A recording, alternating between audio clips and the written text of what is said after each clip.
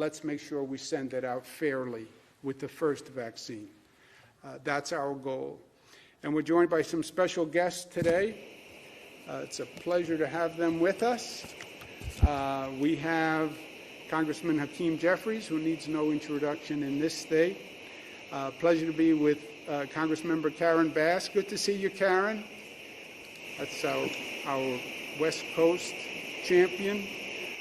Congressmember Grace Meng, pleasure to be with you, who's the chair of the Asian Pacific American Caucus, a great New Yorker.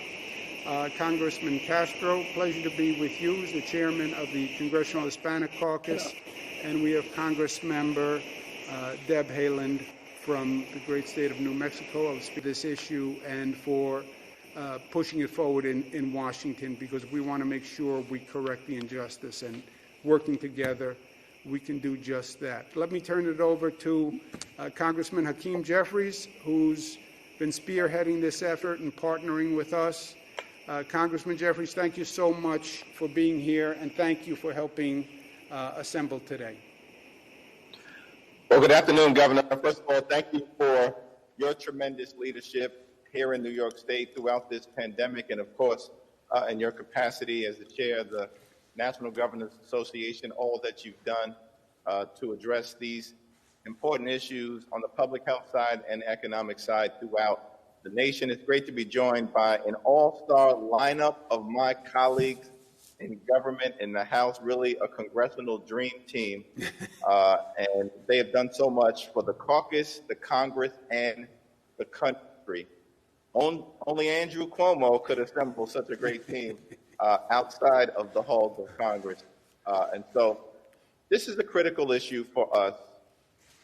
The COVID-19 pandemic has brought a lot of pain and suffering and death to the American people, disproportionately communities of color, immigrant communities, low-income communities, and throughout Indian country. That is unequal, unconscionable, and un-American in a country that promises life, liberty, and the pursuit of happiness to everyone, regardless of race, regardless of ethnicity, regardless of region, regardless of zip code. And so we have to continue to press the case together to make sure that as the vaccines become available, that they are disseminated in equitable, efficient, and effective fashion to everyone. But let the dissemination be driven by the data and the need. And we know that that, in fact, is going to be in communities of color and immigrant and throughout Indian country. So I look forward to continuing to work with my colleagues to make sure that the resources are provided here in New York State and throughout the country to make sure that this can be done. It's going to take about $8 billion to do it. The government under this administration has only provided states with about $200 million. That is barely a drop in the bucket, and we're going to work on this issue together. So thank you to my colleagues, and thank you, Governor Cuomo. Thank you, Congressman. Thank you so much. Thank you for organizing your colleagues. I know they're very busy, and you're right, they are the dream team. I've never seen them on one screen together like that, and I'm glad to have them here in New York.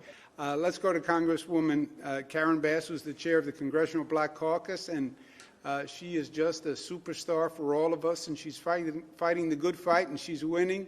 So great to be with you. Pleasure. Thank you. Thank you.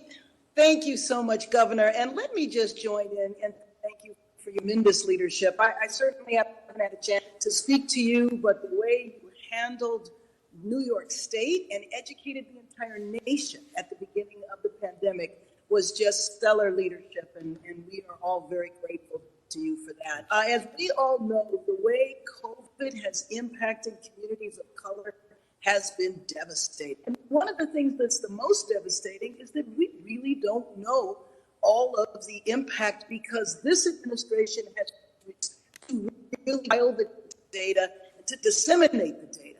But we do know, given the underlying health conditions that our communities suffer from, that we know we are dying in certain locations, green districts. And one thing that is going to need In addition, and before the dissemination of the vaccine, is really massive public education to get people to understand the virus, because there has been so much put out there, so that people are comfortable taking the vaccine. And so I am behind you 100%, and all of my colleagues that are here to have to, frankly, until January 20th, until we actually have national leadership that understands that there needs to be a national centralized strategy, we are going to have to fend for ourselves. And one of the things in that strategy has to be focused, concentrated in community color.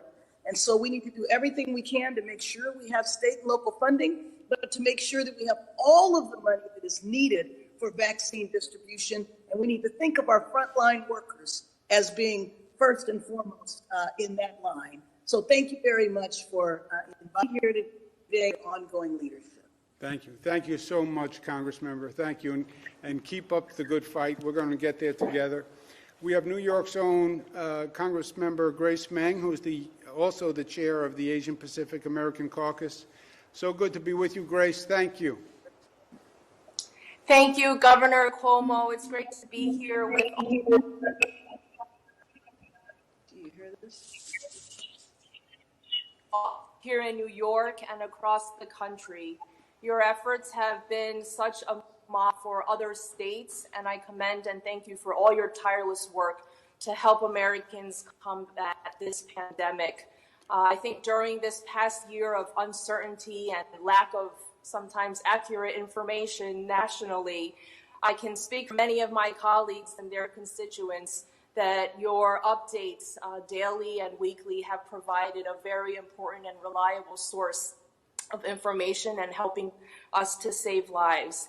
Thank you always to my good friend and our caucus chair, Hakeem Jeffries, for his tremendous vision and steady leadership that you have provided during this pandemic and that you have brought